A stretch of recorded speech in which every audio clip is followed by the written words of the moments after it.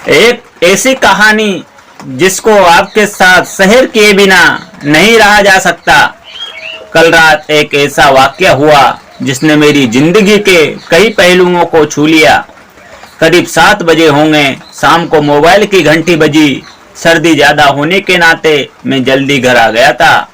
श्रीमती जी लखनऊ में हैं तो चाय अपने ही बनानी पड़ी। वहीं चाय का कप हाथ में था, मोबाइल उठाया तो उधर से रोने की आवाज। मैं तो घबरा सा गया, फिर आवाज क्लियर हुई। मैंने शांत कराया और पूछा कि भाभी जी आखिर हुआ क्या। उधर से आवाज आई, आप कहाँ हैं और कितनी देर में आप चाणक्यपुरी आ सकते हैं। मैंने कहा आप परेशानी बताइए और भाई साहब कहाँ हैं, माताजी किधर हैं, आखिर हुआ क्या। लेकिन उधर से केवल एक रट, आप आ जाइए। मैंने आश्वासन दिया कि कम से कम 1 घंटा लगेगा। मैं अपनी चाय खत्म कर टाई की नोट को टाइट किया, जूते पहने और निकल गया। जैसे तैसे पूरी घबराहट में पहुंचा, देखा तो भाई साहब हमारे मित्र श्रीमान चंद्रा साहब, बदला हुआ नाम, जो 30 हजारी न्यायालय में जज हैं, सामने बैठे हुए हैं। भाभी जी रोना चीखना कर रही हैं। 13 साल का बेटा रोहन भी परेशान है। 9 साल की बेटी भी कुछ नहीं कह पा रही है। मैंने भाई साहब से पूछा क्या बात है। भाई साहब कोई जवाब नहीं दे रहे।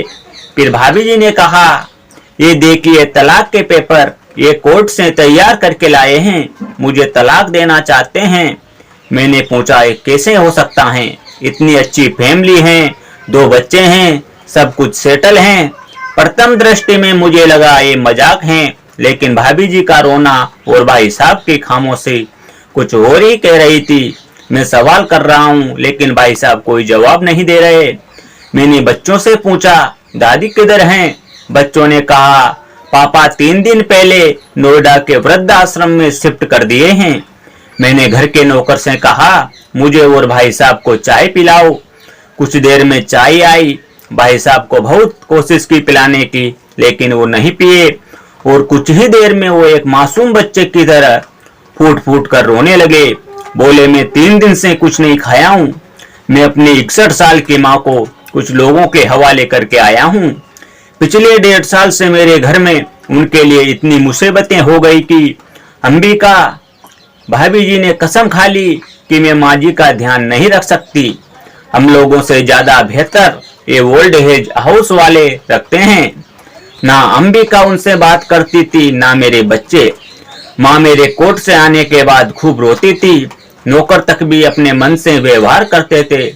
माँ ने 10 दिन पहले बोल दिया बेटा तू मुझे ओल्ड एज हाउस में शिफ्ट कर दे। बहुत कोशिश की पूरी फैमिली को समझाने की, लेकिन किसी ने माँ से सीधे मुंह बात नहीं की। जब मैं 2 साल का था तब पापा की मृत्यु हो गई थी।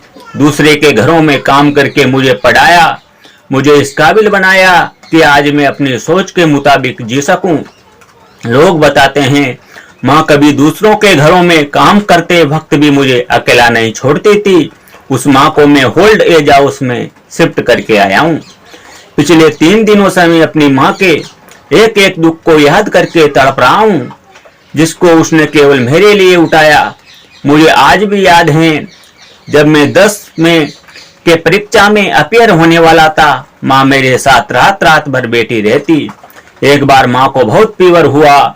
मैं स्कूल से आया था, उसका शरीर गर्म था, तप रहा था। मैं जब माँ के गले लगा तो लगने नहीं दी, फिर भी मैं उनको पकड़ लिया। मैंने कहा माँ तुझे फीवर है। हंसते हुए बोली अभी खाना बना रही थी इसलिए गर्म है। लोगों से उधार मांगकर मुझे दिल्ली विश्वविद्यालय से LLB तक पढ़ाया। मुझे ट्यूशन तक नहीं पढ़ाने देती कि कहीं मेरा टाइम खराब ना हो जाए। कहते कहते रोने लगे और बोले जब ऐसी माँ के हम नहीं हो सके तो अब मैं अपनी बीवी और बच्चों के क्या होंगे। जिनके शरीर के टुकड़े हैं, अगर हम उनको ऐसे लोगों के हवाले कर आए जो उनकी आदत, उनकी बीमारी, उनके किसी चीज को नहीं जानते। जब मैं ऐसी माँ के लिए कुछ नहीं कर सकता तो मैं किसी और के लिए क्या कर सकता हूँ। आजादी अगर इतनी ही प्यारी है और माँ इतनी बोझ लग रही है तो मैं पूरी आजादी देना चाहता हूँ। जब मैं बिना बाप के पल गया तो ये बच्चे भी पल जाएंगे। इसलिए मैं तलाक देना चाहता हूँ और सारी प्रॉपर्टी इन लोगों के हवाले करके उस ओल्ड एज हाउस में रहूंगा। कम से कम मैं माँ के साथ तो रह सकता हूँ, और अगर इतना करके माँ आश्रम में रहने के लिए मजबूर हैं तो एक दिन मुझे भी जाना ही पड़ेगा। माँ के साथ रहते रहते आदत भी हो जाएगी। माँ की तरह तकलीफ तो नहीं होगी। जितना बोलते उससे भी ज्यादा रो रहे थे। बात करते करते रात के 12:30 हो गए थे। भाभी जी के चेहरे को देखा, उनके भाव भी प्रायश्चित और गलानी से भरे हुए थे। मैंने ड्राइवर को बोला, अभी हम लोग नोएडा जाएंगे। भाभी जी और बच्चे समेत सब रोने लगे। भाभी जी को बहुत प्रायश्चित हुआ और वो माफी मांगने लगी।